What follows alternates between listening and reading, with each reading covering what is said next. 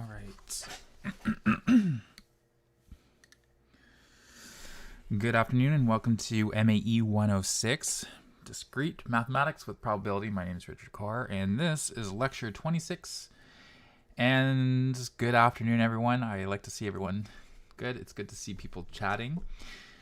In today's lecture, we're going to be covering independence and Bayes' theorem.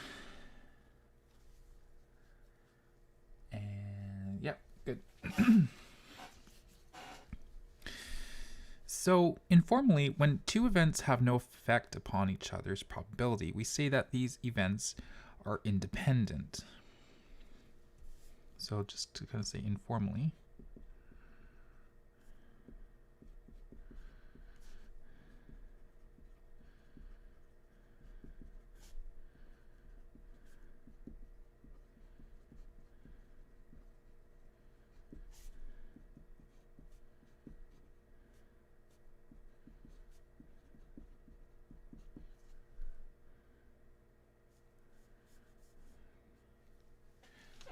The next test. That's a good question.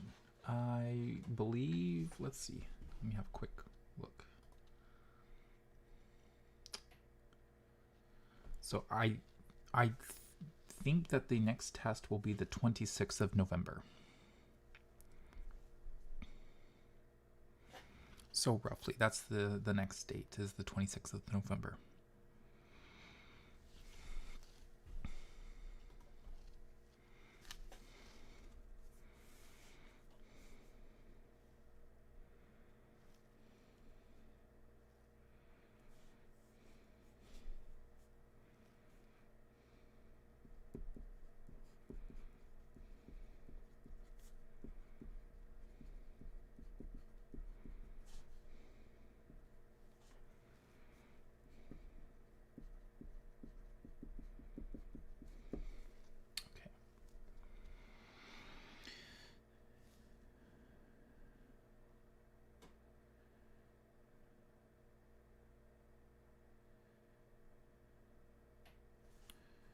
So, what does this mean? So we can actually define this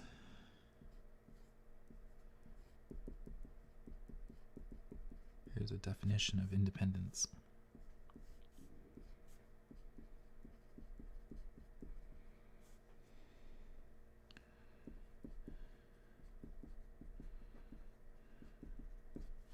So let's say that we have E and F are events, and they're independent if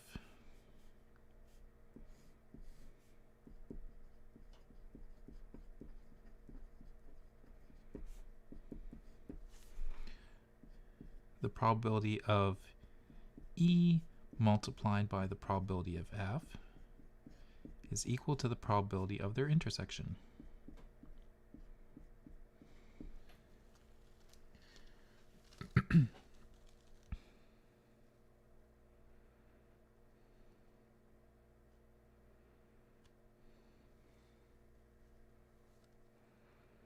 So that's just the definition right here. Let's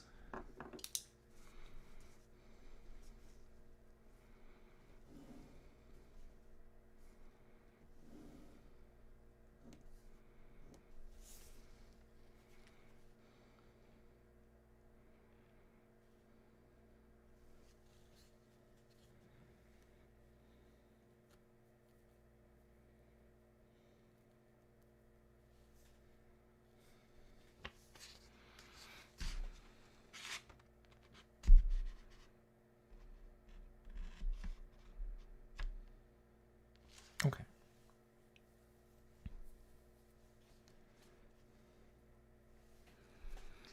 So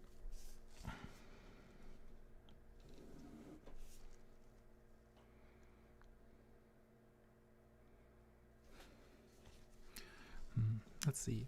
The one way that we can think of this is I could rewrite, I'm just thinking about this algebraically.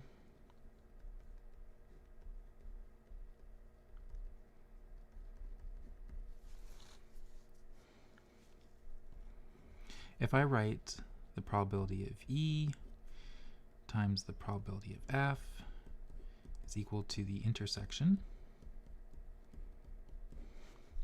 then what I could do is I could bring one of these over to the right-hand side. So that means that I could have the probability of E is equal to the probability of E and F over the probability of F.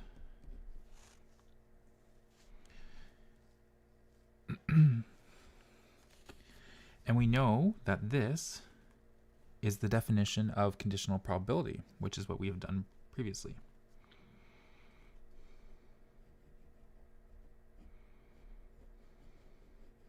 So that's conditional probability.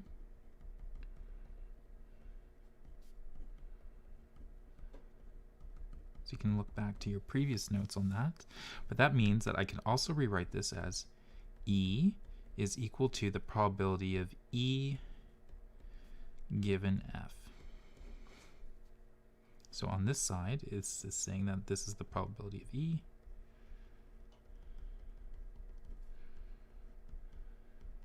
And over on the right-hand side here, this is the probability of E given the event F has occurred. So reading this, this says that the probability of E is equal to the probability of E given F.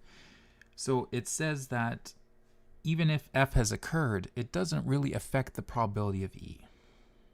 And that's what it means. So just reading this, this says that the event F, right over here, so given F, occurred does not affect the probability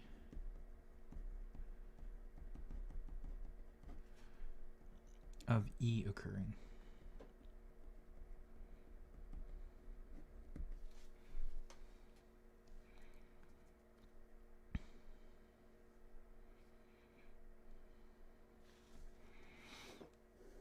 And likewise, we could also say, if I had the probability of E times the probability of F,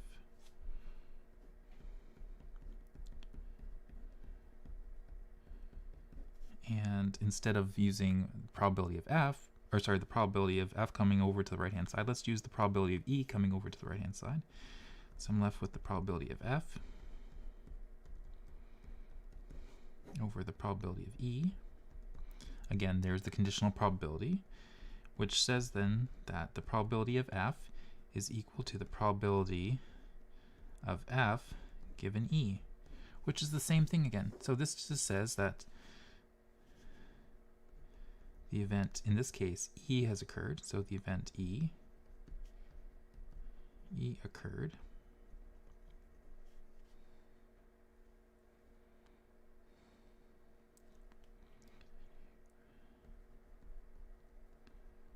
Does not affect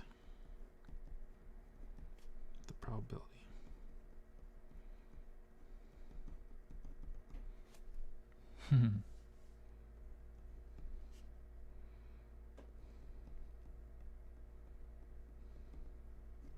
Okay.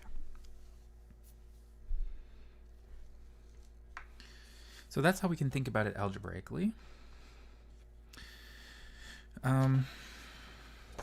What I'll do is I'll give an example. Okay.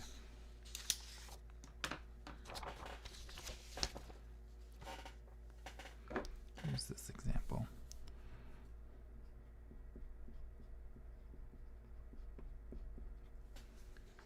Here's my example. Oh, it's the ink is okay.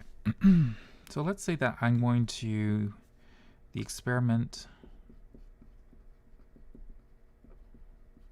is to flip a coin. Oh, that is okay. Hopefully it dries quicker.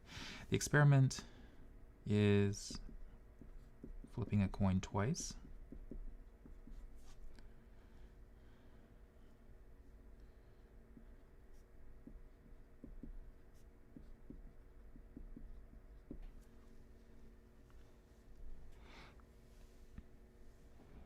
Okay, so what this means is that on the first flip, I can have a second flip. What I can have here is I can have H and T. Over here on the second flip again, I can have H and T, H and T. I'm going to say that then my outcomes would be HH, HT, TH, and TT. So there's my sample space.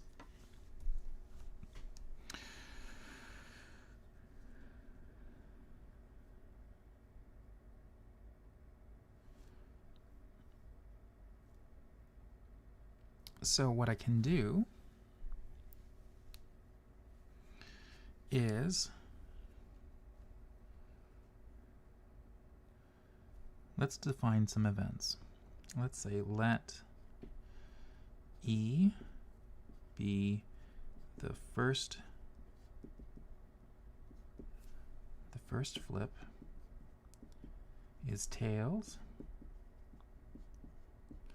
and we'll let the F be the second flip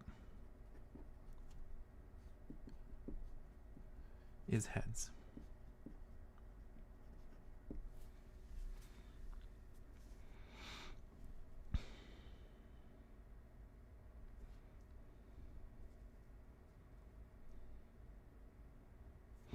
Okay, so what we can do then is say, what is the probability of E and F?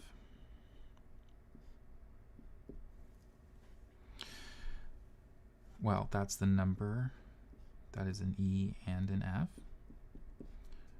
over the entire sample space. So we can just look down here. So we're looking for the first flip is tails. So this one, tails, tails, and the second flip is heads. So here it is. So this is just, that's our outcome that we want. So there's one of those out of a possible 1, 2, 3, 4. Okay. Now over here, I can have the probability of E. So in this case, this is the probability of E is the first flip is tails.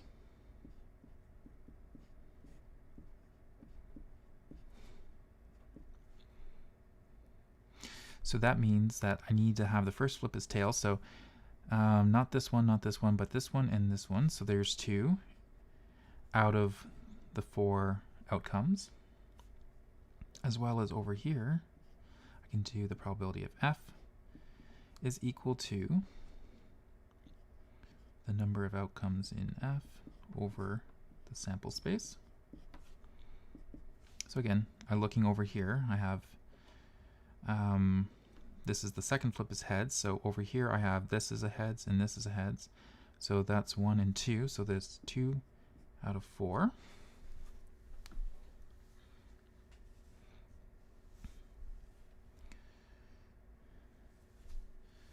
Okay, so if the events E and F are independent,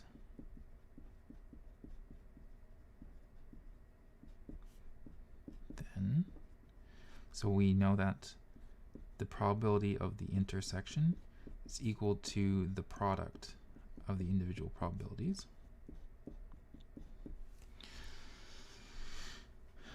So we know over here that this is equal to, over here is 1/4. Over here we have E, the probability of E times probability of F, so that's 2 over 4 times 2 over 4, which is 4 over 16, which simplifies down to 1/4.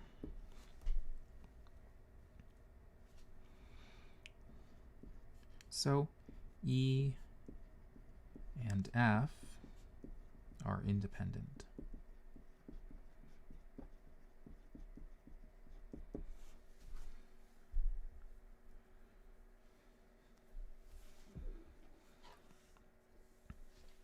Now on an ichesogram, kind of our probability,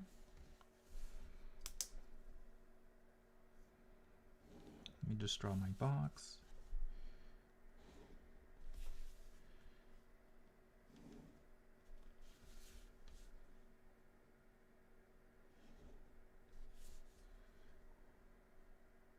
So along here's 1, here's 1. So the entire probability is the area here, and that's 1.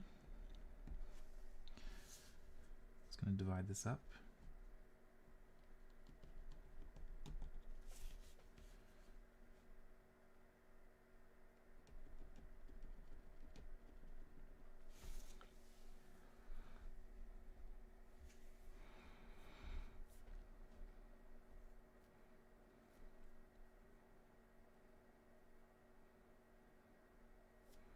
So we're going to have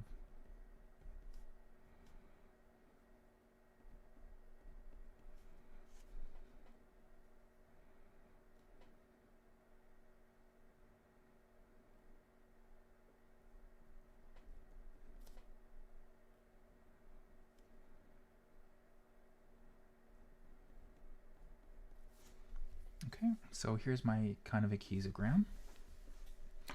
So what I can say here is each of these, I've divided this up equally so that the probabilities should be, I have 1/4. I have, this is also a quarter.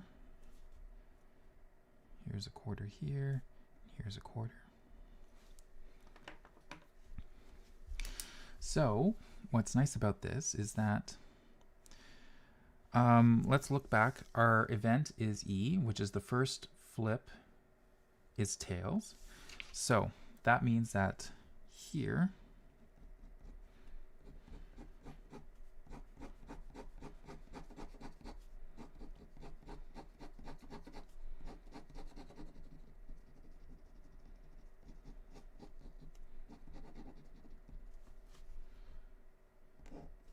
this is the event E.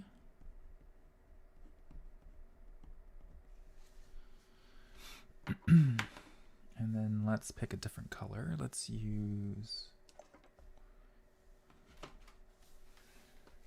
let's grab blue.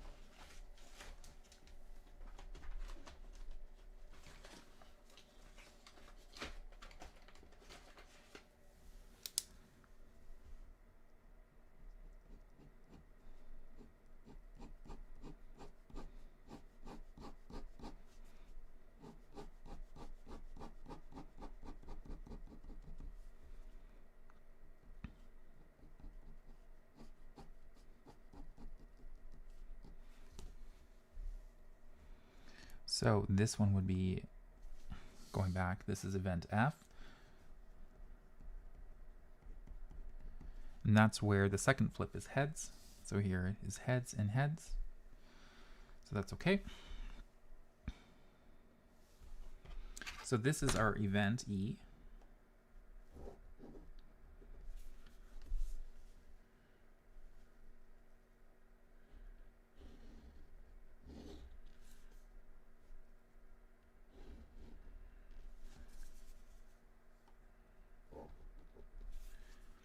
Okay, and then our event, or sorry, there's our event F, and this is our event E.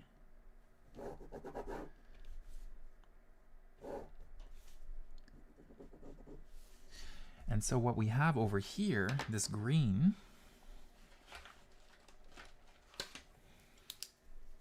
space right in here, because blue and yellow make green. This is the event E and F.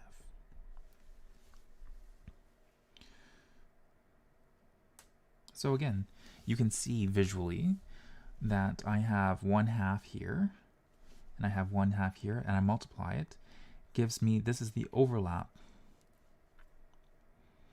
which is 1/4. So to show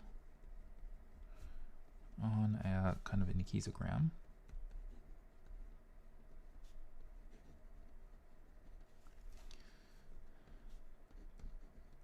the events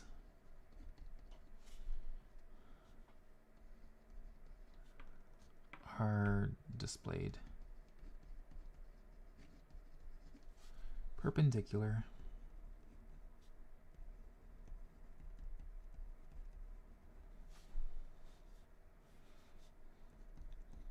to show they are independent.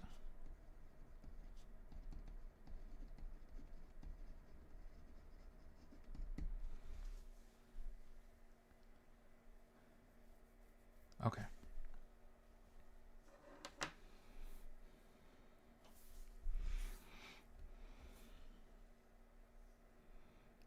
Now the other thing to note, a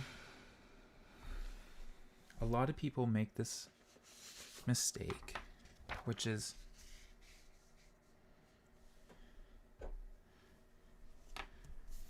that I just want to make sure that it's, I'll make sure in independent events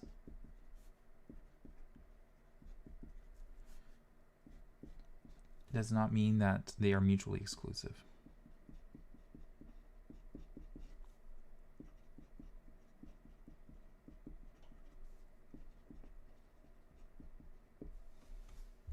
So as you can see here, that mutually exclusive events means that two events on an keys-o-gram, that could be just two areas where there is no overlap.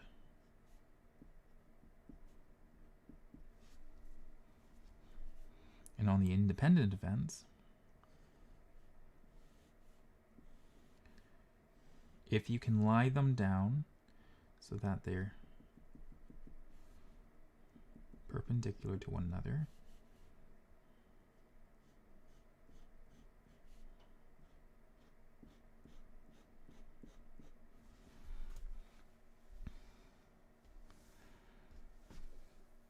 it's a kind of a good visual way to kind of keep those two concepts separate.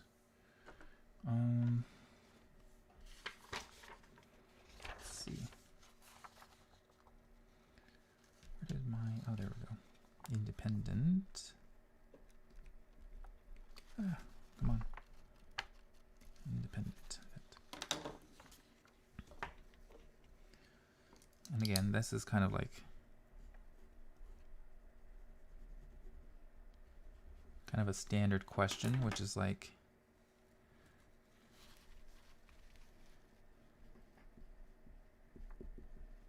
what's the difference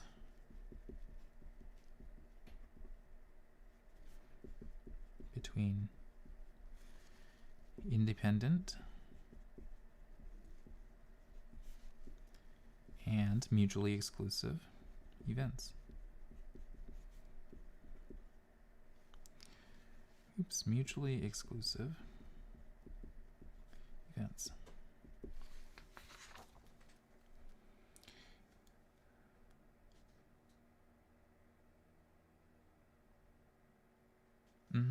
Yes.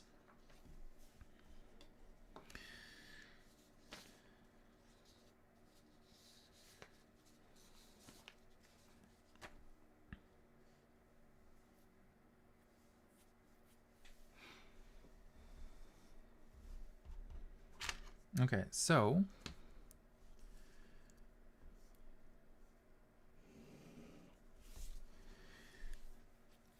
if the two events don't affect each other, for instance, me flipping a coin once and then flipping it twice, the first flip, me flipping it tails, does not affect the probability of me getting a heads on the second flip. So again,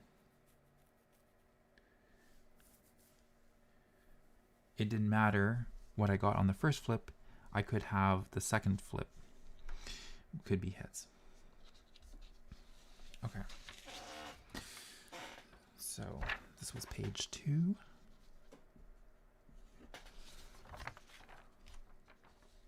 Here's page 3. Okay, so another one we could do is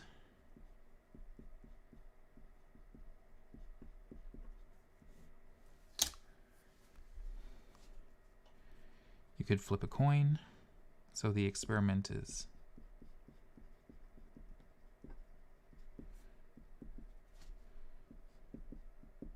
flip a coin.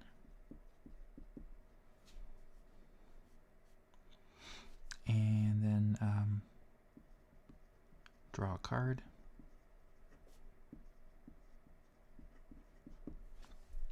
Okay, so already we can kind of figure out what our sample space is. It's going to be heads and tails. Along with picking a card, I'm not going to write out all these possibilities. So what we're going to do is we'll say that we'll say the sample space here. So there's two outcomes for flipping a coin, multiplied by there will be 52 cards.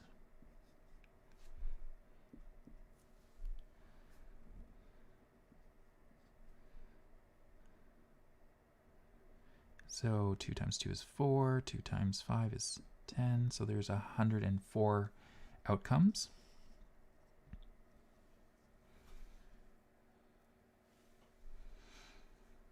So let's say that I want to do what is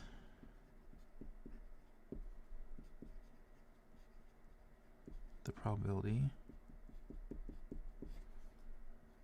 of picking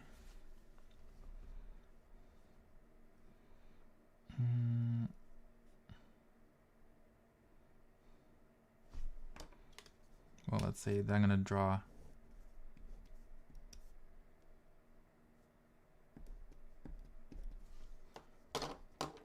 okay, so we'll say what is the probability of getting heads, or let's do what is the probability of getting tails, and drawing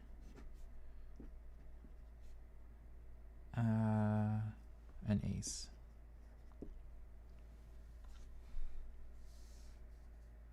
Okay, so I could do a whole bunch of trying to figure this out, but if I assume that these are independent,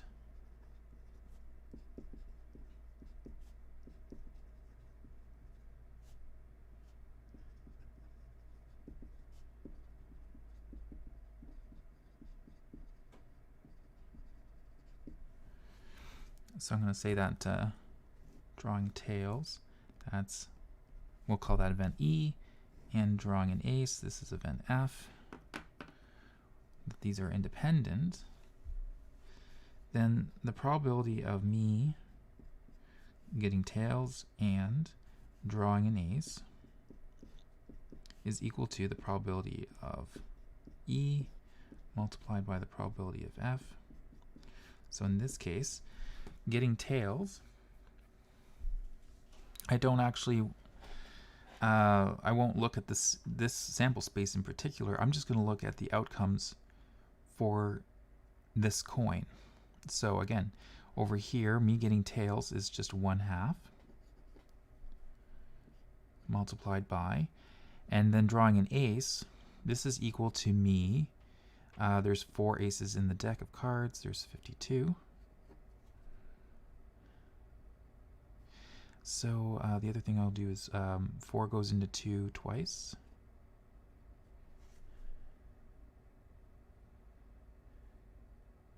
Okay. So I have 2 over 52. And I think you can divide 52 by 2. That should give you 1 in 26.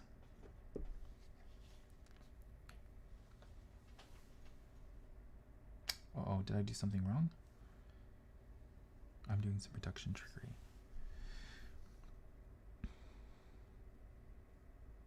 Yeah, I did 1/2 multiplied by, so I had 4 aces over 52, and then so I just divided the 4 divided by 2 gives me the 2. I'm left with 2 over 56 or sorry, 2 over 52, which is 1 in 26. Okay.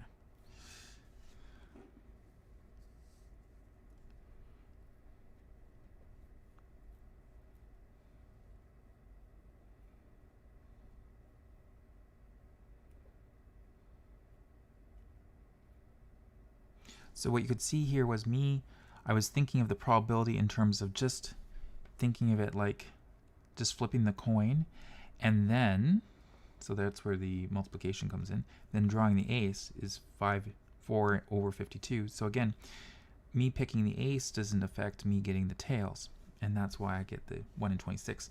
The other way you could think about it, so again, assuming that those were independent, I got 1 in 26. We could do it the longer way.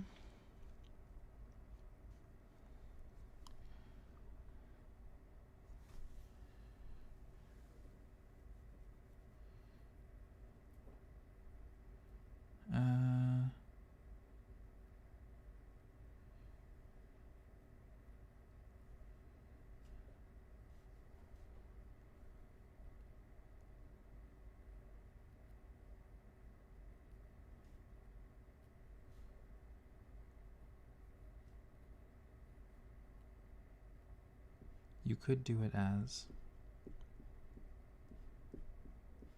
this. So you would have to think of, basically you would count.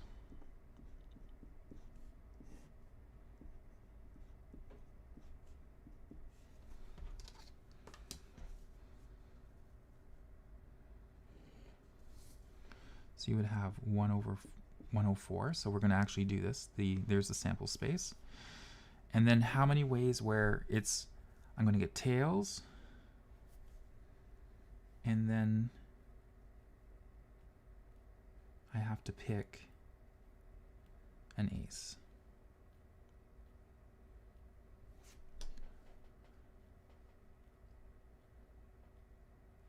So you would want one choice for the first, multiplied by 4.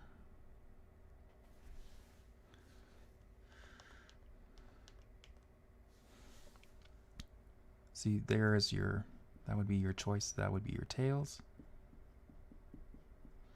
Over here would be the aces. So you'd have 4 choices for your aces. So you get 4 over 104. And we can simplify that. So you have 104 divided by 4 is 26. So you still get the same answer. Perfect, yes.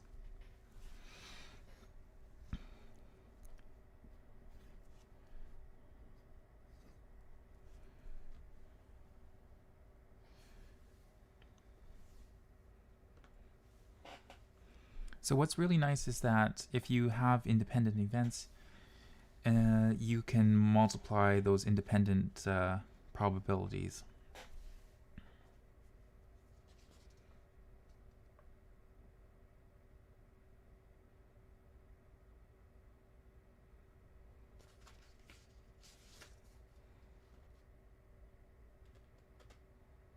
Okay.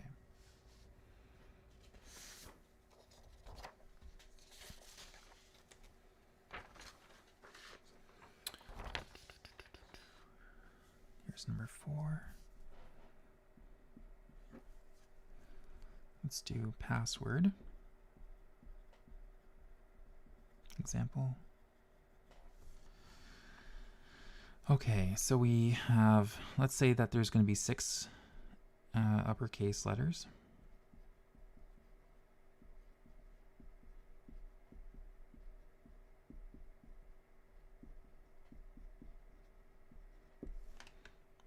Okay, so there's 6 uppercase letters, and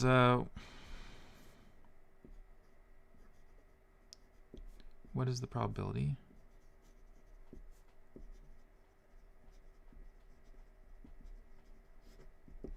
What is the probability? What is the probability that a person randomly pressing 6 uppercase letters guesses the password.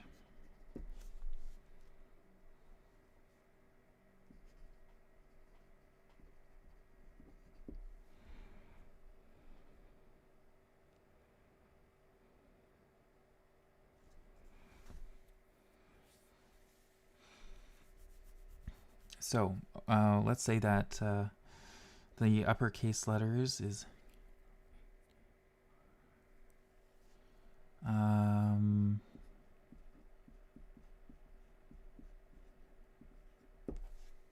cohars.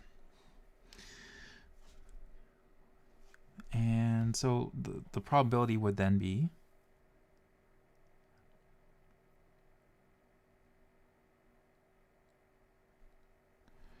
so with this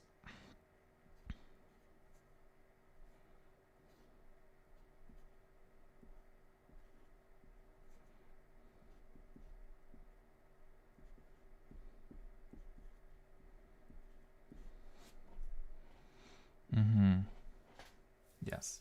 So what I would do is you could write it as the probability of pressing K and again, this is what we have to sometimes state is our assumptions. So again, assuming that the letters are picked independently,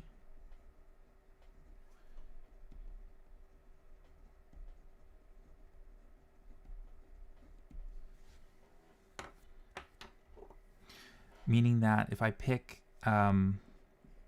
K, it doesn't affect me picking it doesn't affect the probability of picking O, and this picking K and O doesn't affect picking H.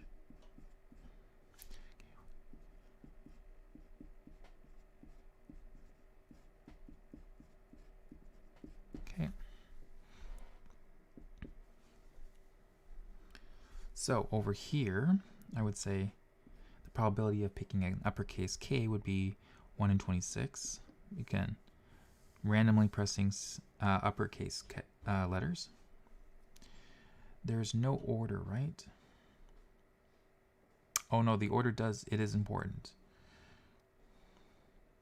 Because notice how that the way that I'm doing this, I have the multiplication. You can read this as the probability of picking K and then picking O, and because there's the multiplication, just like multiplication principle, and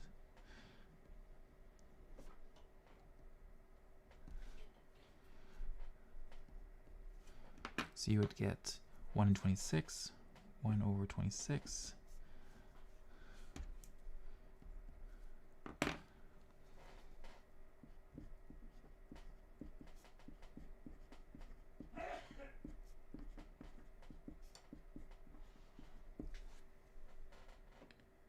Yeah.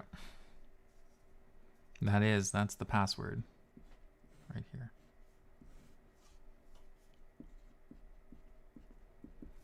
The password. So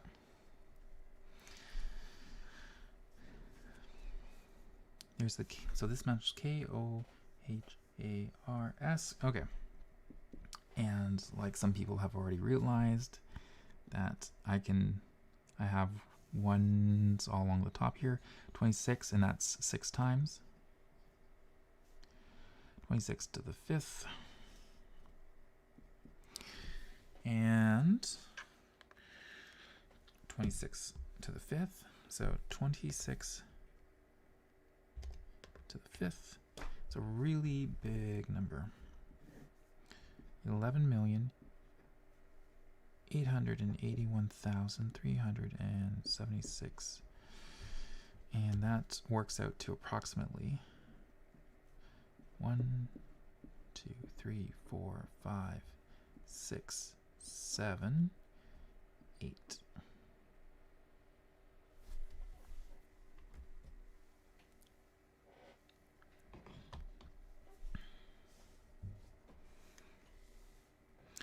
Now, computers are really fast. They can run through all those. Sorry. It should be, oops, my bad.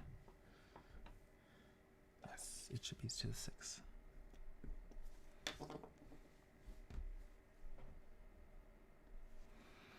So it's even smaller.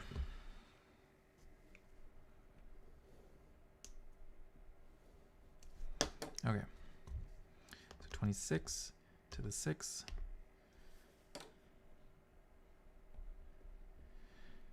308,915,776.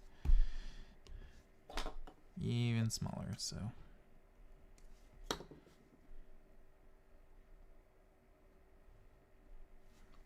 Okay, there we go. Thank you.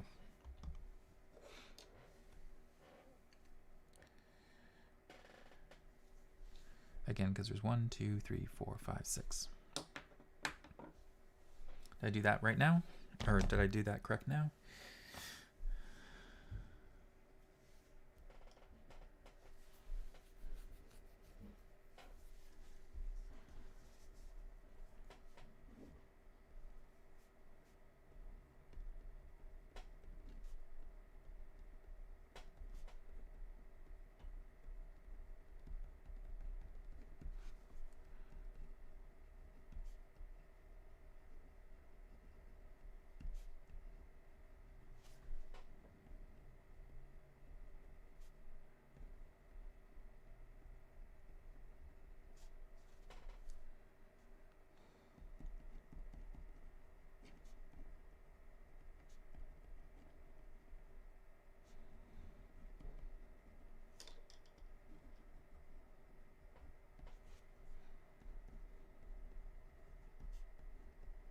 So this is what they call brute force attack.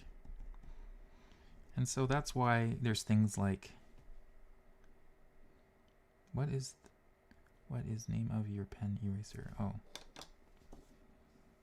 it's just a whiteout, a tape based whiteout. Computers can break passwords if they're given repeated guesses. That's why we have brute force attacks. But this is why you will have some things like gotchas or computer Turing tests.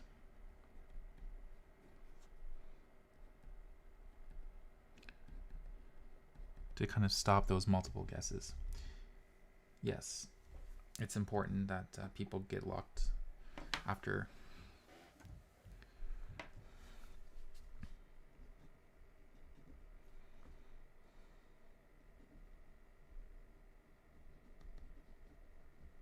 Okay, so there's that.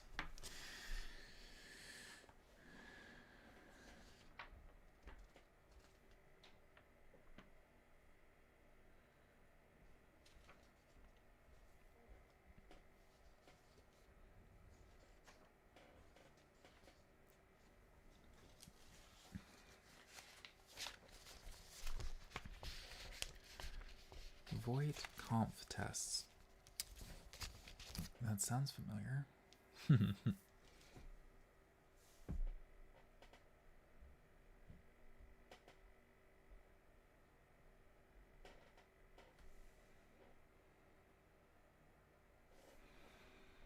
Okay.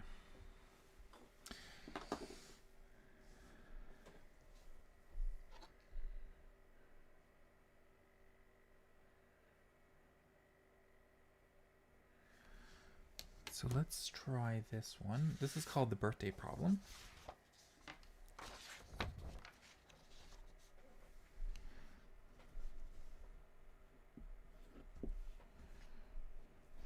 So there's it's important. What I'm going to do is we're going to talk about this one problem, but in this course we're really interested about communication. So when you're coming up with your answers, we're interested in how you got there And part of stating your solution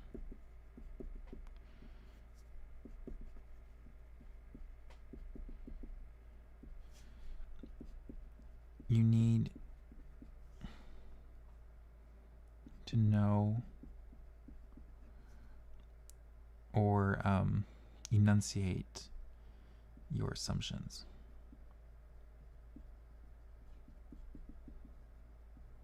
Okay? Just like when we were talking about in logic, in the logic unit. Remember when we had a valid argument?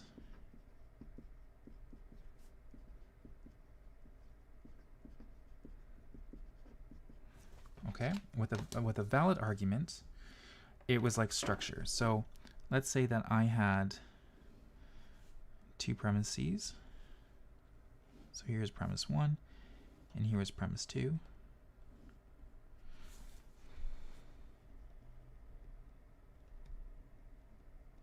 And premise 2.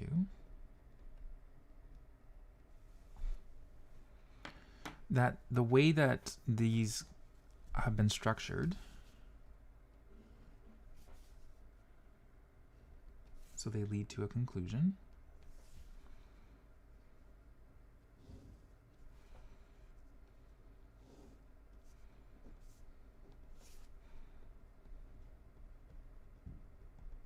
And so a valid argument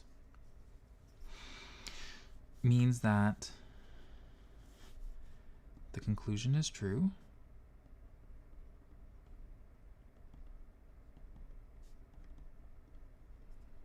whenever the premises are all true.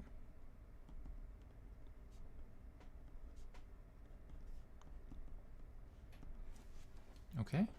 So again, because I've made this structure here, if I put in a premise here, this is true. Okay, and here is true. Then, because it's a valid argument, I can be sure that the conclusion is true as well. But what happens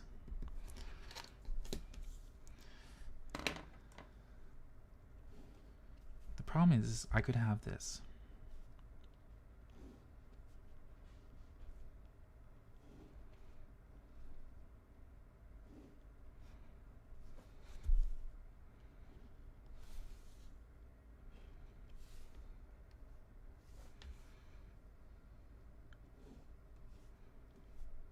So this is my green, this is a valid argument.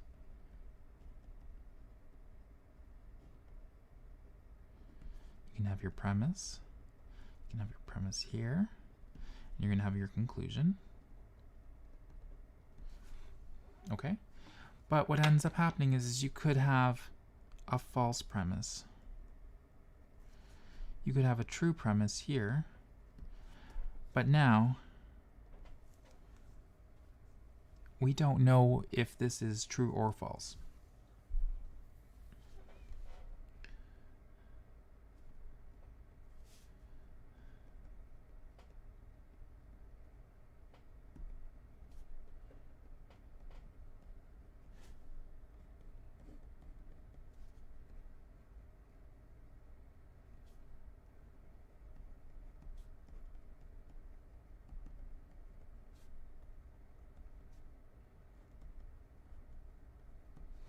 Okay? You can think of it as it's been poisoned. You know, this is fine. If all the food is good, you're going to make a great meal. Okay? But you have some rotten food in there. Well, now you're not so sure about what that dish is going to turn out to be like. The same thing happens when we're talking about our communications. When you're stating your solution, you need to know what your assumptions are. And why those are important is because if your solution fails, or in the real world,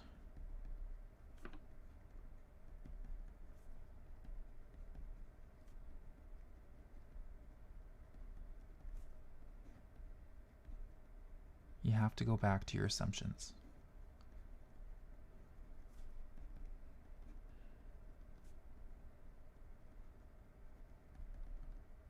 Okay.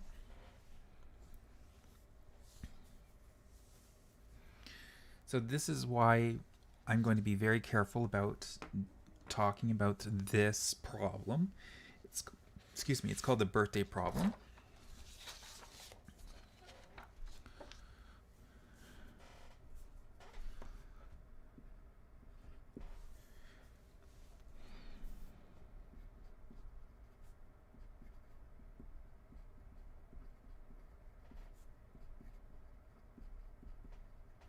Some people call it a paradox, but it's really not. The reason is because it's counterintuitive.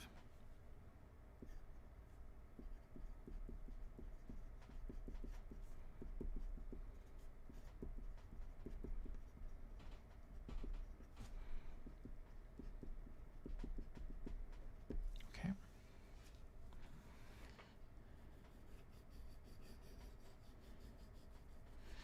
So the birthday problem goes along the lines of you're in a room and there's n people.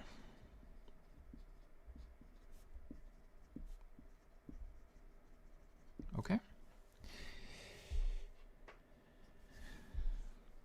Somebody says, what is the probability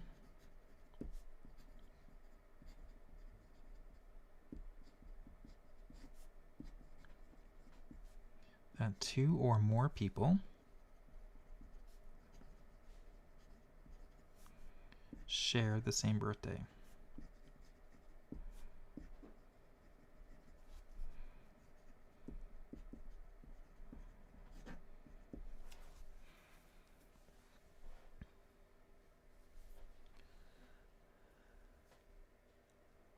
Okay, so you can kind of think of it that as part 1.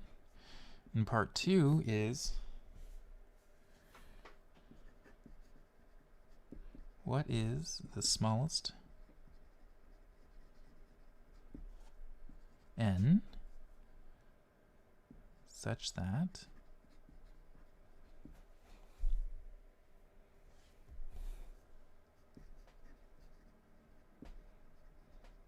the probability of sharing of 2 or more people sharing a birthday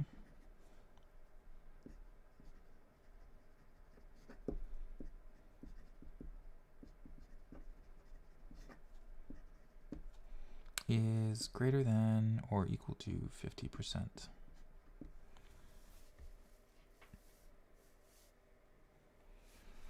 Okay. So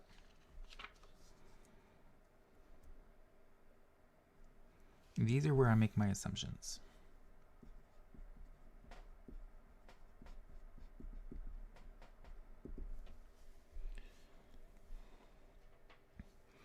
We'll assume that there's 365 days in a year. So what we're doing is effectively ignoring leap years.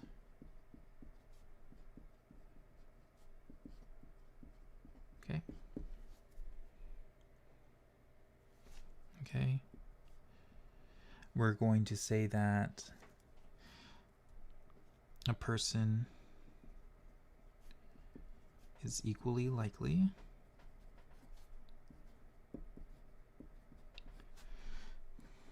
to be born on any day of the year. Okay. So basically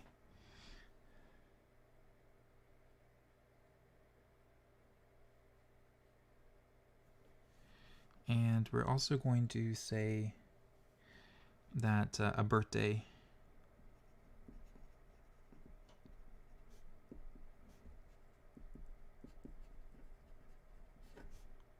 is independent. So basically what we're doing, we're saying that if I was born on one day, that my birthday doesn't affect the probability of somebody else's birthday. So they're independent. So we're kind of basically ignoring twins.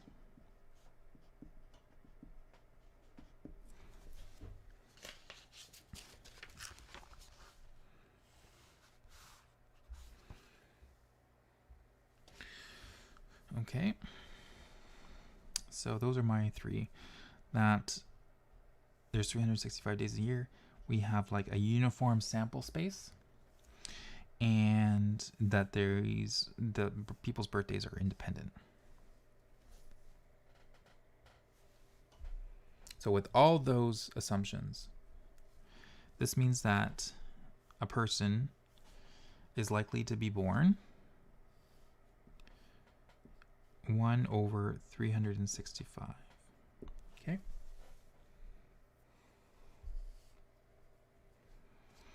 Now what we'll do is we'll say let E be the event.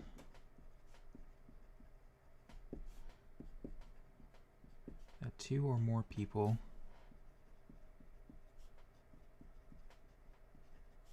share a birthday.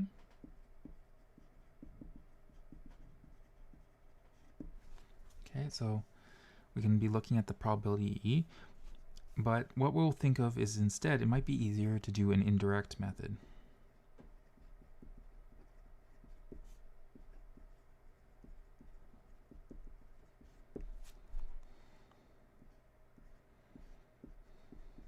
Okay, we can find that the probability of E, which is equal to taking the complement.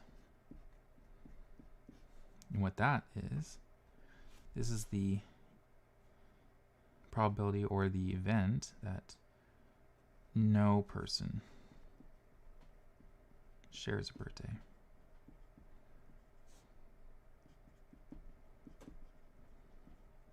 Okay.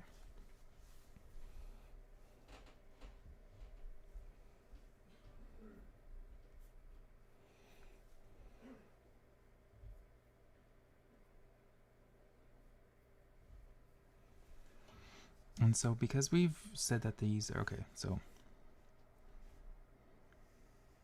what we're going to try to find then is we're going to try to find E.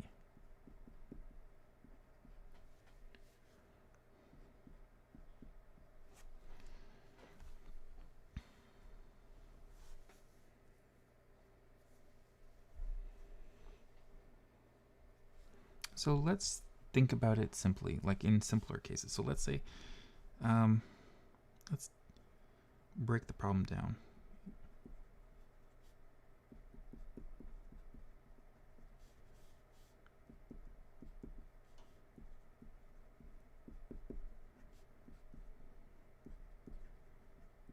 Okay, so if we break it down into smaller problems, we might be able to figure this out a little bit easier. So let's say for 2 people that don't share a birthday,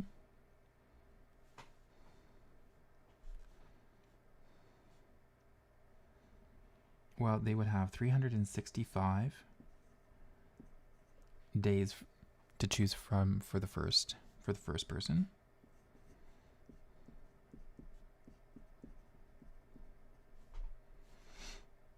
And then for the second person, they would have 364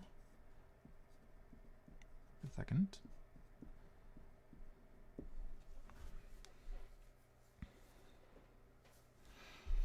And if you want to think about it in terms of probability, then it would be 365 over 365 times 364 over 365. So you can, let's see if we could write this a little bit nicer. We could do this as 365 squared. And over here, I can write this as 365 permute 2. So that's just a quicker way of doing it. Good. So then if I have 3 people, I would have 365 for the first person. I can have 364 for the second. And for the third, then I would have 363.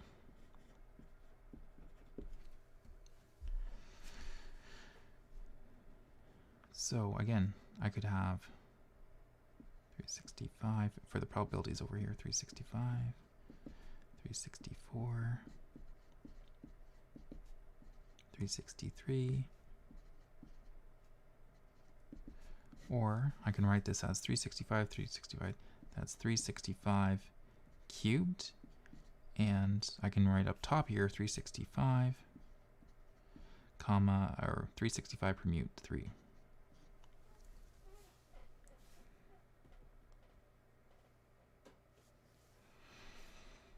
Okay. So what I'm doing here is I broke it down into smaller problems, but I'm starting to see a pattern.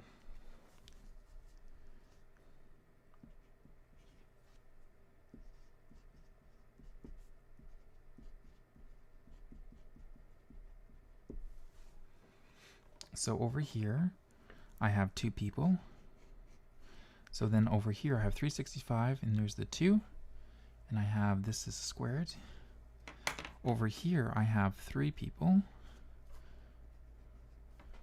I have 365 permute 3 over 365 cubed. So for n people,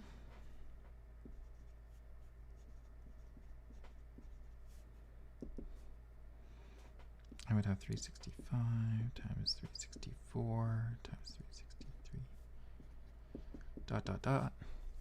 Same thing over here, but what I can do then is I'm going to say that it's going to be 365, comma, n, all over 365 to the n.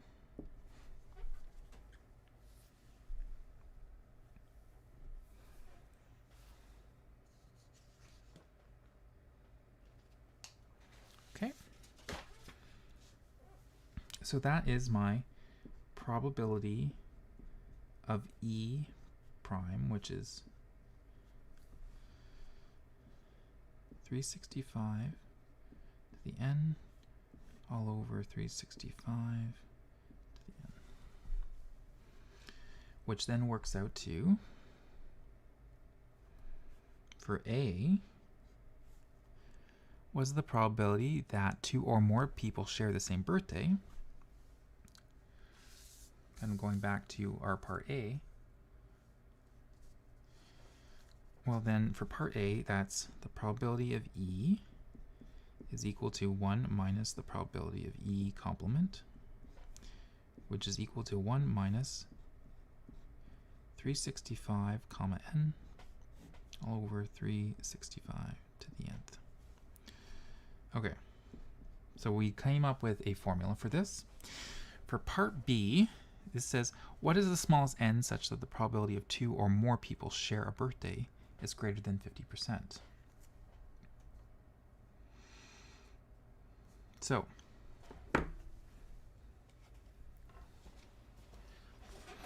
let's switch over to my computer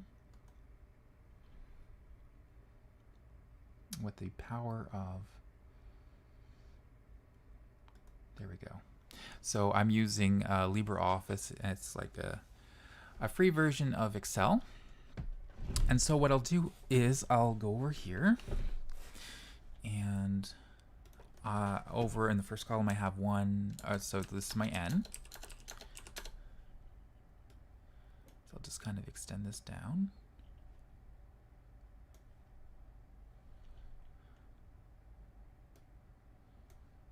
There we go.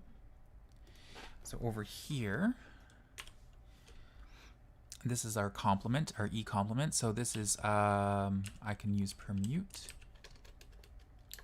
So 365, comma, I'll use n. Okay, divided by 365 to the n. There we go. So that's 1, perfect. And over here is going to be 1 minus what I've calculated over here.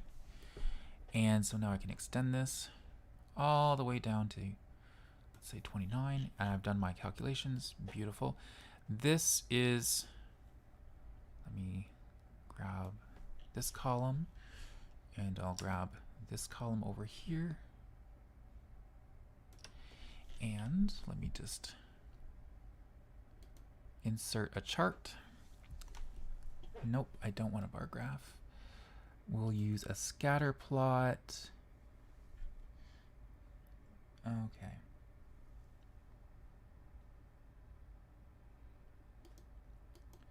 Some sort of smooth, maybe some line. Okay.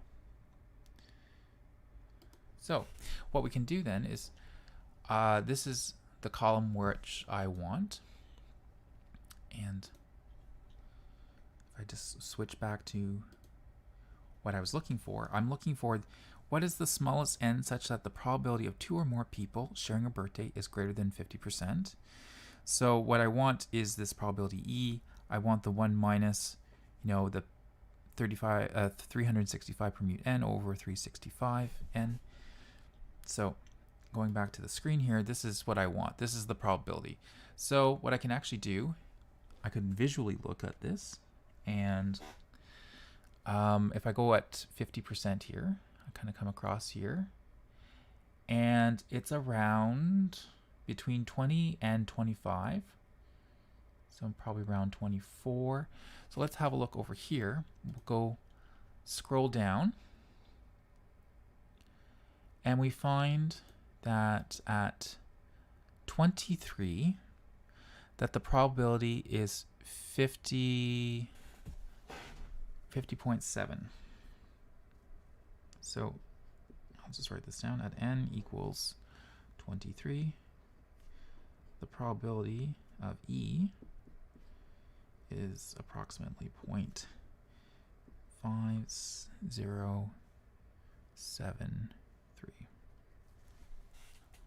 So if I just switch back to my, there we go.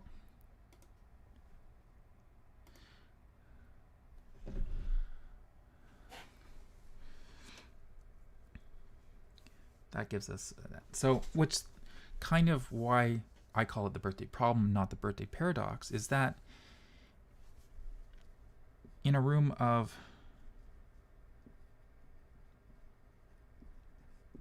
23 people, there is roughly a 50% chance that 2 or more people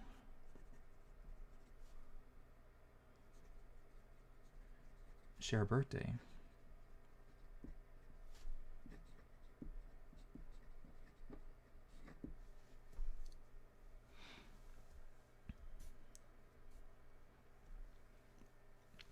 Now, why is this counterintuitive?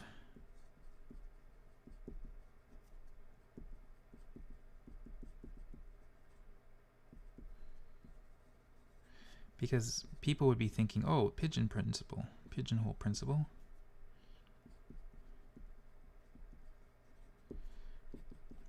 To get, 100% chance, you need more than 365 people. But we don't even have to get up to 365 for the half before, actually you just need roughly 23 people. So what basically it means is that the probability grows quite quickly when at the beginning, and then it starts to slow down. So again, I can take this and I can keep going, and you can see at around 66 people, it's almost 99.8%. We can keep going. I got 99999. The problem is I think we'll run out of precision on the computer by the time I get to let's see, there we go.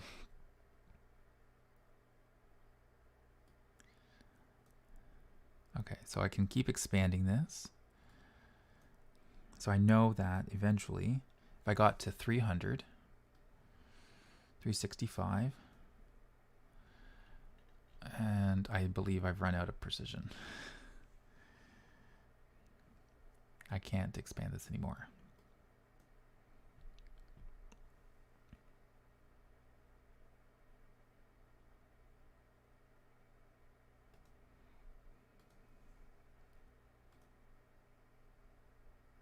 Looks asymptotic.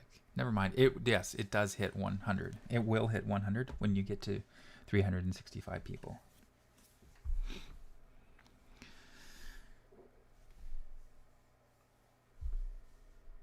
Yep. So basically what it kind of looks like, if I drew this,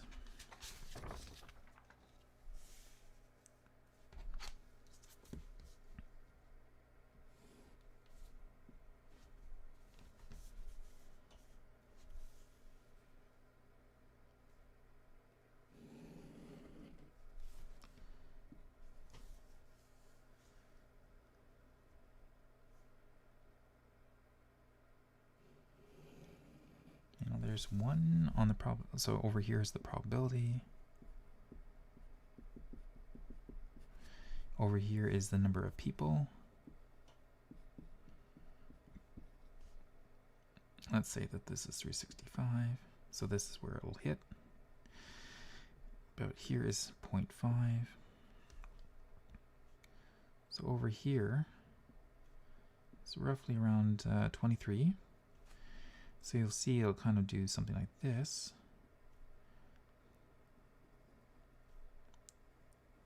And then get really, really, really close. And then right about there.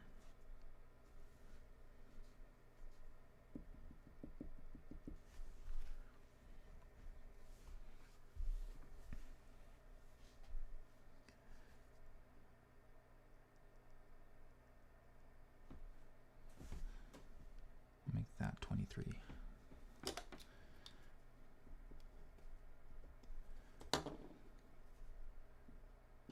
There we go.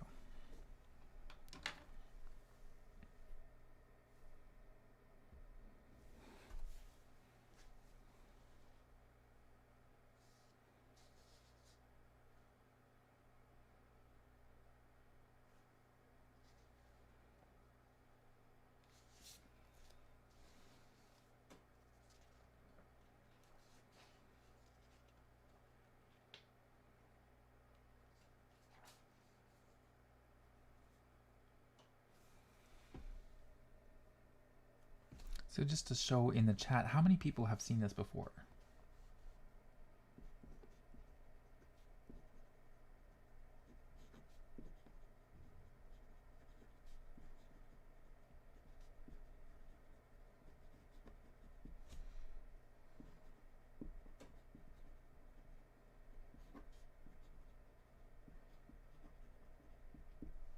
Okay, nope.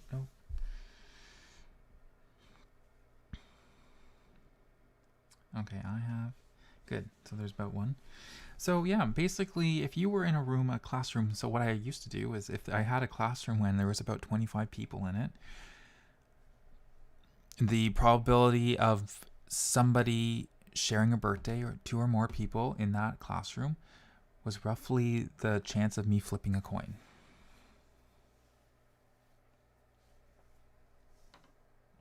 Okay.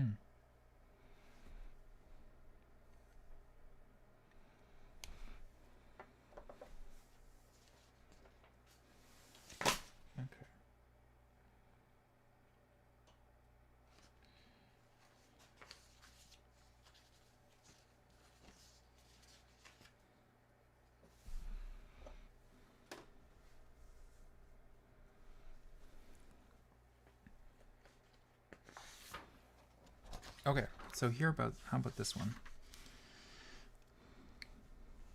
So sometimes you'll see examples of, and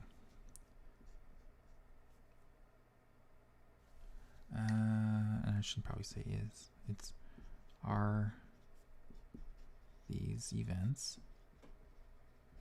independent?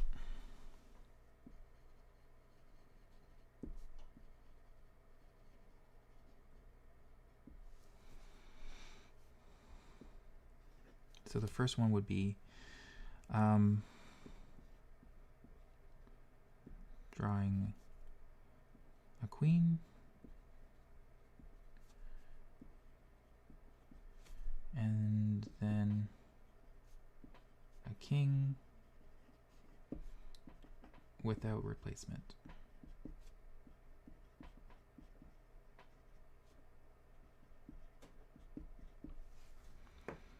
So let me grab my deck of cards.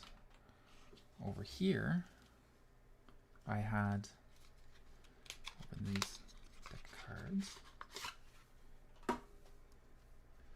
Oh, what a surprise. I have queen on top, a king,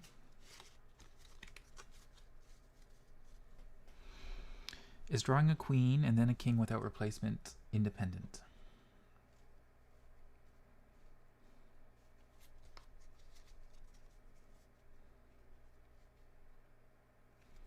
Meaning that the probability is adjusted without replacement, but I don't know if they are.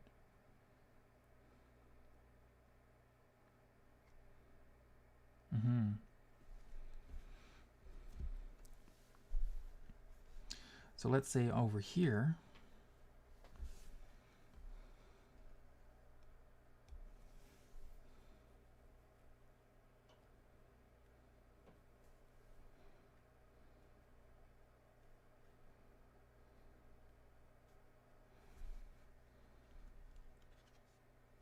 the probability of me picking up a queen, let's say over here, that would be 4 in 52.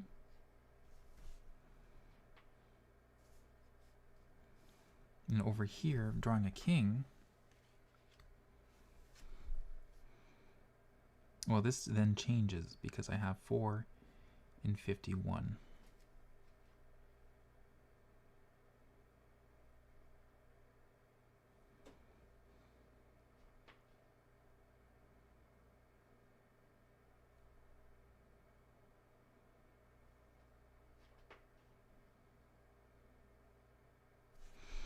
Then, let's say if I multiply those, that would be 16. And over here, that would be 52 times 51. Gives me 2,652.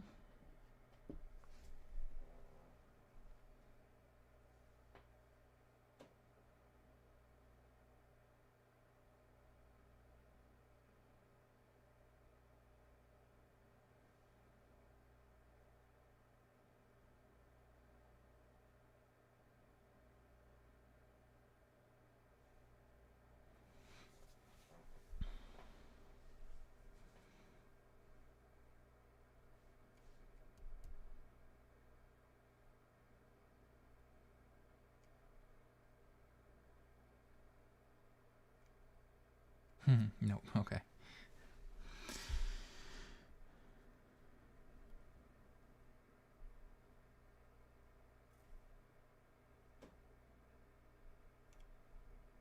So over here,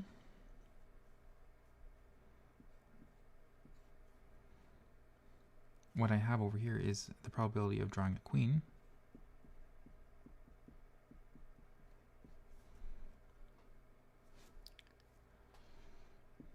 And then over here, this is the probability of me picking a king, given that I've selected a queen.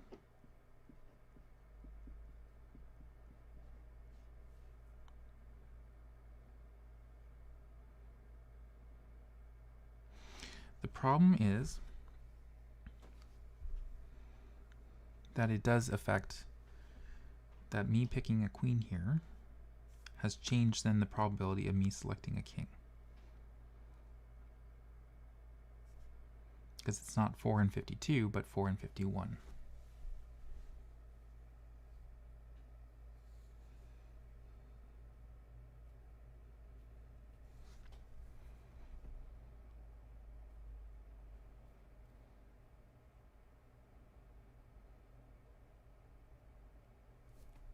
So if I had done the probability of picking a king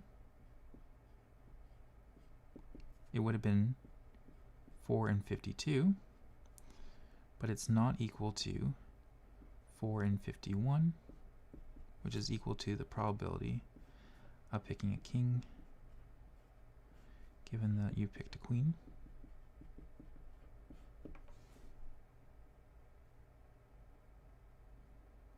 Yes. So I'm picking, so I have a deck of cards here. Here's a well-shuffled deck of 52 cards. So the probability of me picking a queen is 4 in 52. And then the probability of me picking a king is 4 in 51. So again, if I go back to my sheets,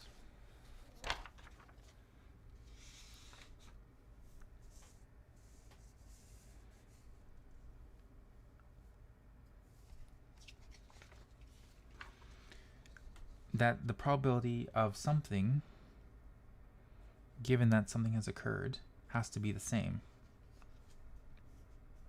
So if they're the same, then they're independent. Okay? Since I'm not getting the same probability,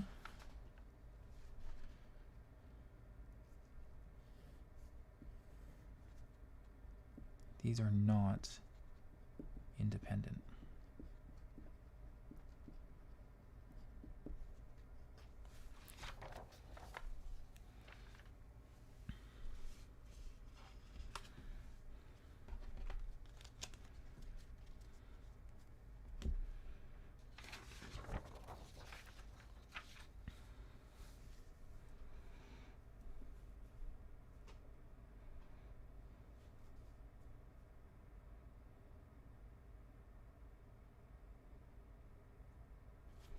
So I have, so if I had thought that this is,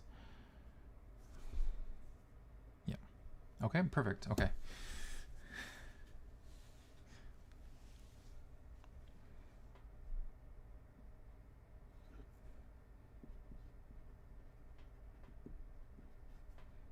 So let me just repeat this again. If I did drawing a queen, and then a king with replacement,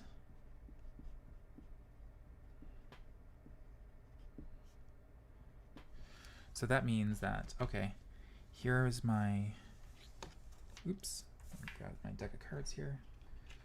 I have my deck of cards. So that means that I draw a queen, I put it back in the deck of cards, and then I pick another card. Oops, that's a queen.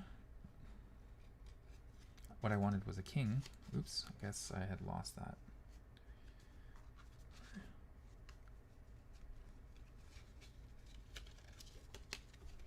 So that's with replacement. So then the probability would be there's 4 queens out of 52 multiplied by. And then the probability of picking a king on the next card, even though I've put it back in the deck, it means then the deck hasn't changed. I got 52 cards. So then I have 4 kings I can pick from. So I have 16 over 52 squared, which is 2,704.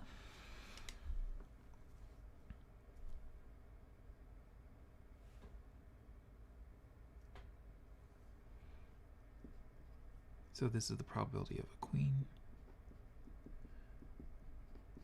Here's the probability of a king given a queen has been selected. Okay, so the probability of a king is 4 in 52, and it's still equal to 4 in 52, given that it's the king given a queen was selected. So they're equal. So because of this, these are independent.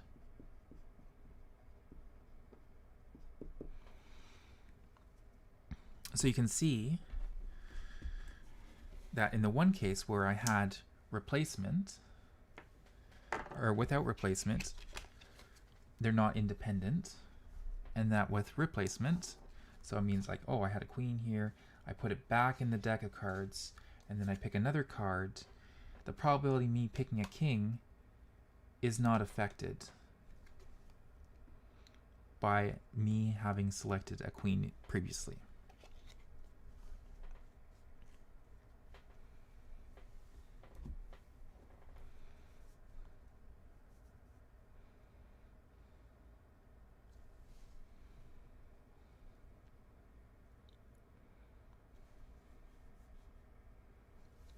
Okay.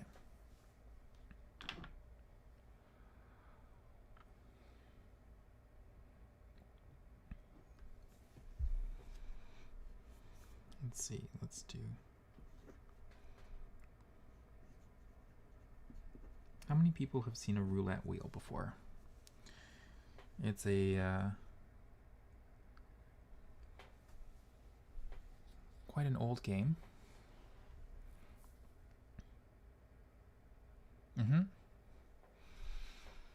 So usually, like, there's American and European roulette wheels. They kind of look like this. I've lost them. Yep. Okay, good. So there's like a roulette wheel, and there's little buckets.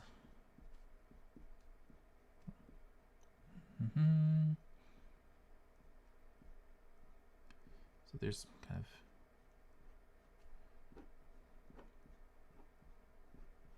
There we go. So what they usually do is... no, not Russian roulette. That's a different one. There's American and European, and that differs because one has a single zero, and the other wheel has a double. It has a 0 and a double 0. So they usually go from 1 all the way up to like 38.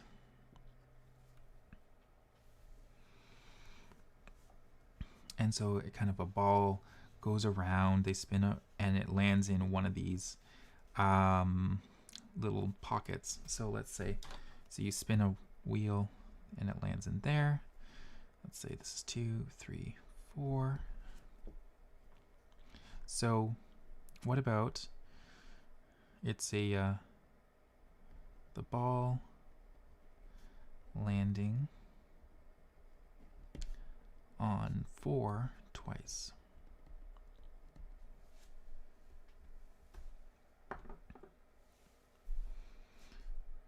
Okay. So is that independent? So the probability of it landing on 4 would be the same as it landing on it again.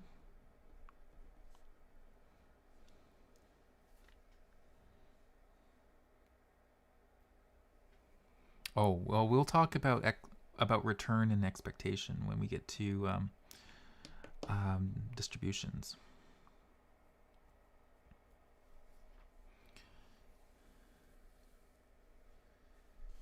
But again, the idea is that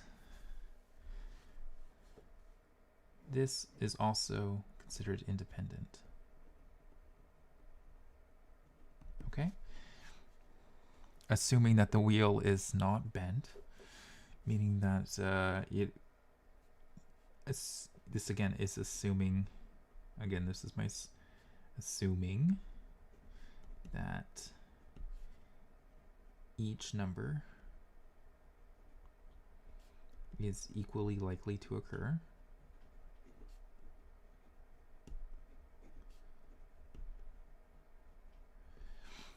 And it's independent, meaning that this means that if you got 4 on the first spin, it does not affect you getting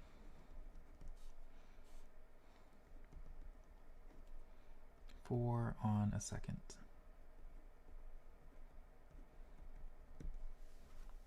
Oops. Okay, so Hopefully it's independent, again assuming that each number is likely to occur.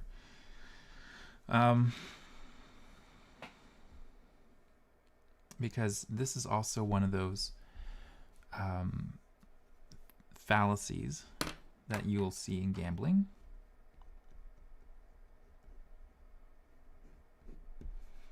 So there's the fallacy, which is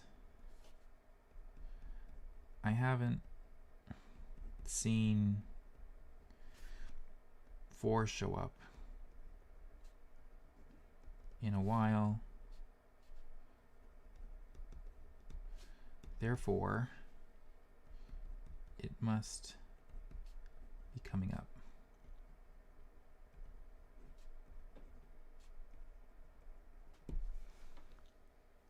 And no, because just because you have a history where you haven't seen the 4 show up in a while, assuming that it's independent, meaning that the wheel is working mechanically correctly, it doesn't matter what the numbers have come up previously. It's going to independently fall onto each of those little buckets.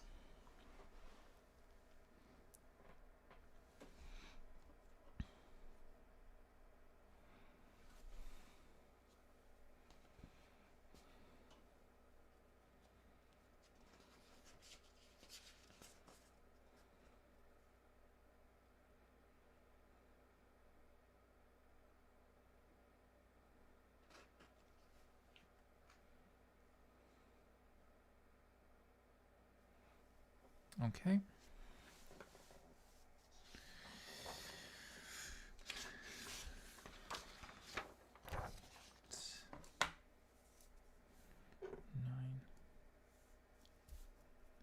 Yes.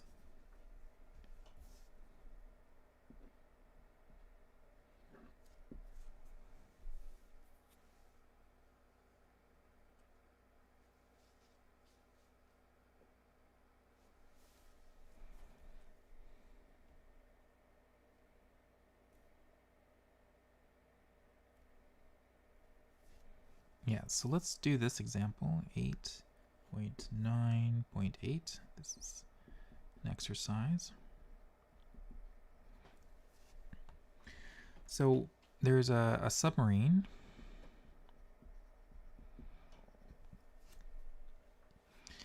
and they have distress flares.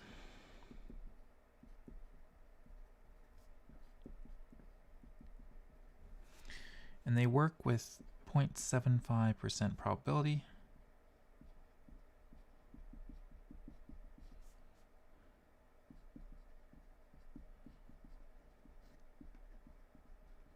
Okay.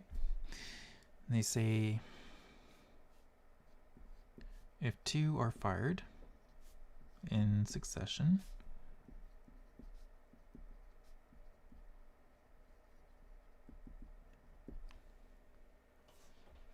what's the probability that at least one will work?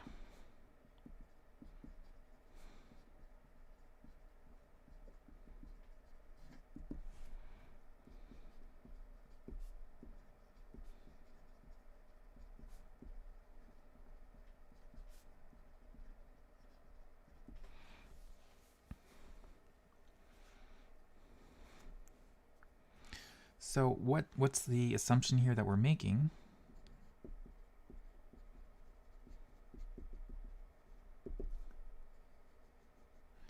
We're going to make the assumption that they're independent.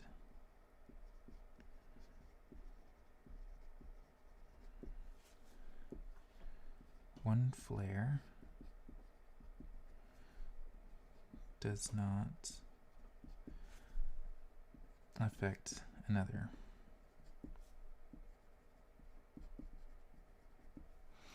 Why is this a very strong assumption? Is because oftentimes people purchase things, if it comes in multiples of something, it was made during the same time. So if there is a defect in one, there's a chance that there's a defect in the other one because it came out of the same batch, out of the same process. So again, it's a fairly strong assumption. If I'm assuming that they're independent. Again, if I bought something, if I had a deck of cards or something like this, and there was a defect on one of the cards, chances are it could be a defect in all of the cards. So, with that stated, that strong assumption,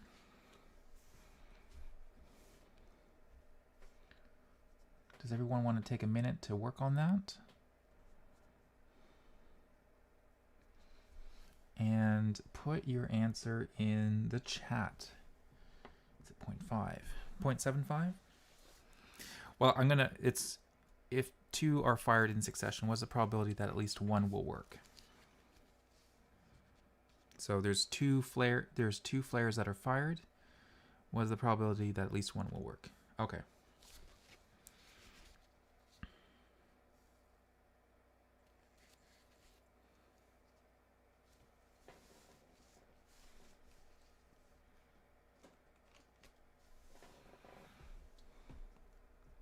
What is the succession gap? I don't know. I assume it's rapid. It's quite quickly. So close together that... Sure, both are flying. They said, I believe I used the words rapid. Rapid succession.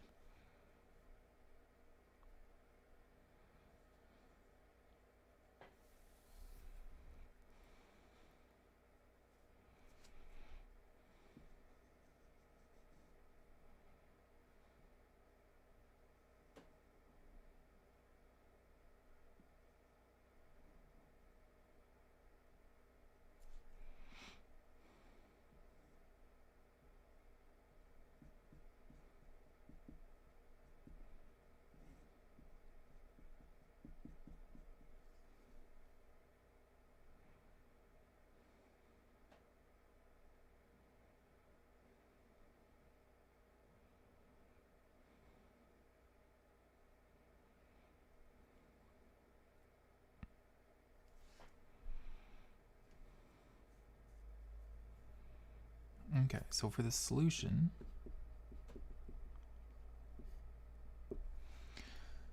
I'm going to use indirect reasoning.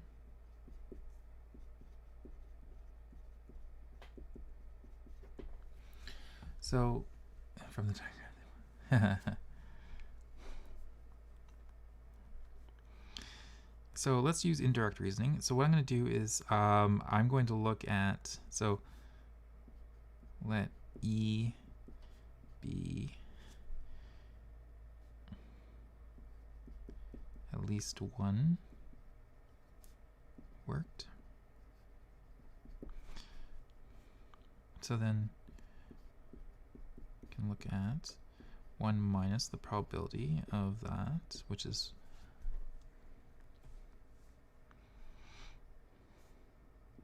okay.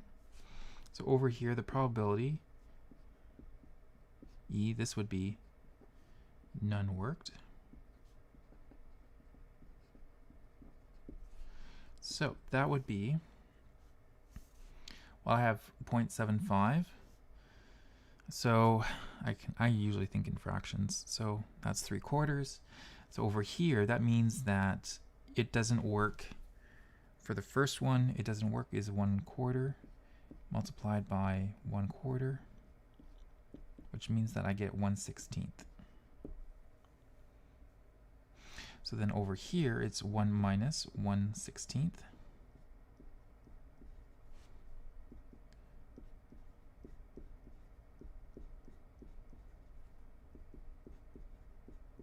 Which means that it's 15/16, which is approximately 0.9. Well, it's not approximate. It is equal to 0.9375. So that's good. It means that it's quite likely that at least one of them is going to work.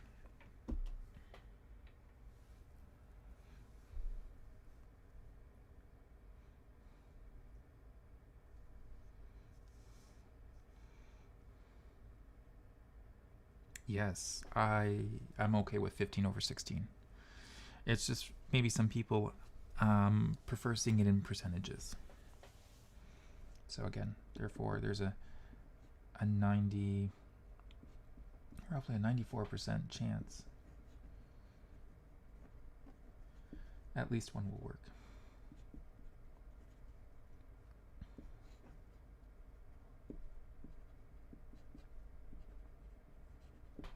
Okay.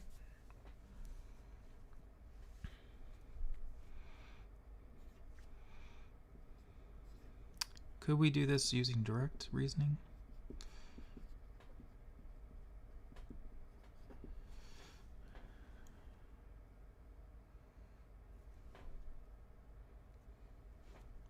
Well, at least one, so you would need one works. So let's say,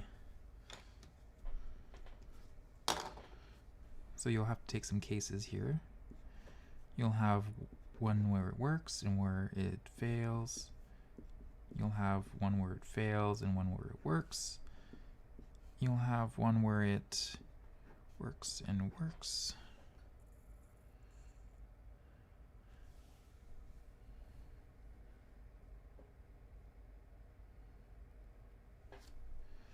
So again, over here, oh, do you have fail and fail? No, because I in this case, I would want to do direct reasoning. I want to know what the probability of E is.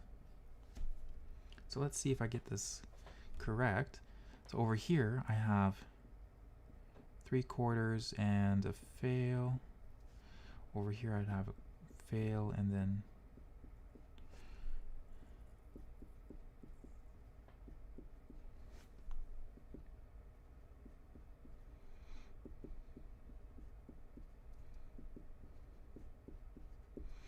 so then it would be 3 plus 4 plus 9 all over 16.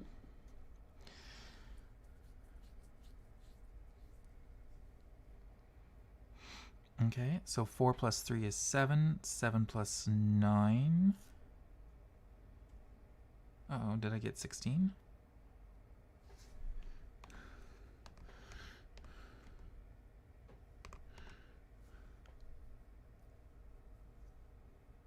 Oops, that's because I made a mistake there. There we go.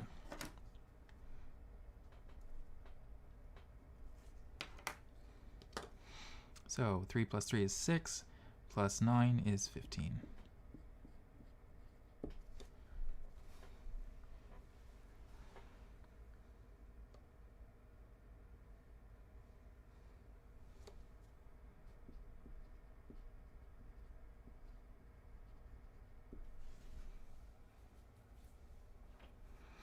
So that's good. It matches what we got in there.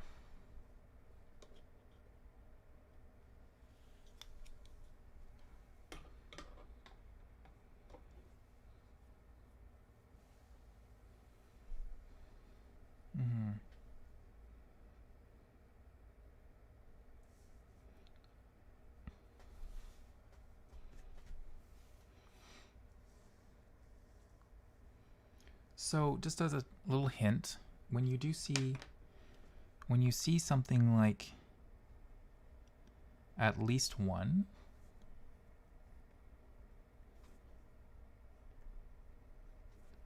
try indirect reasoning.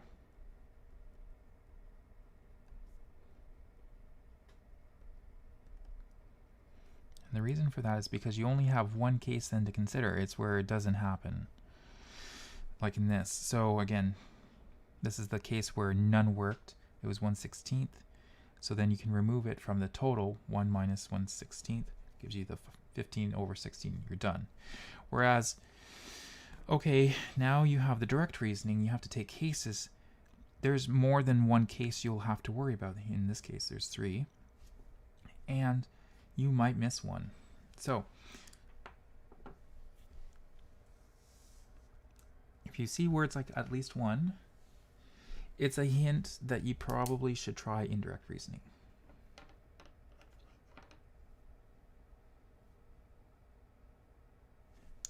But it's always good to have 2 solutions.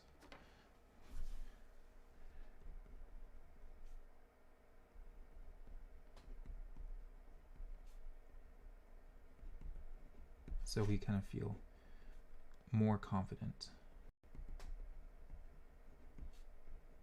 in our answer.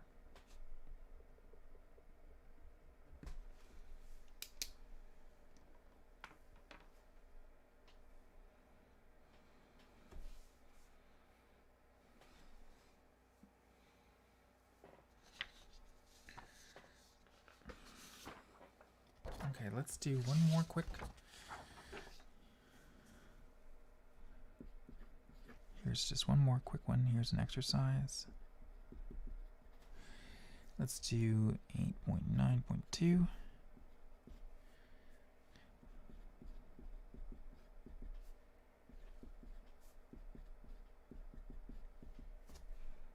Point 3 and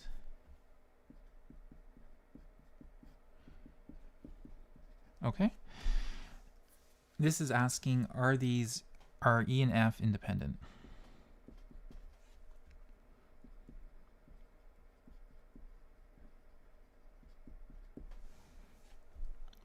So looking at this, I can check if I multiply these, I get 0.6 times 0.3. So 6 times 3 is 18. And I move my decimal place over once, twice. So once, twice. Oh, no.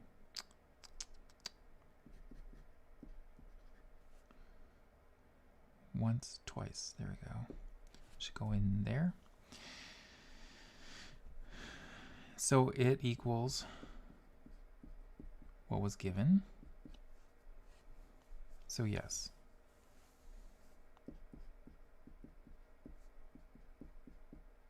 It's independent.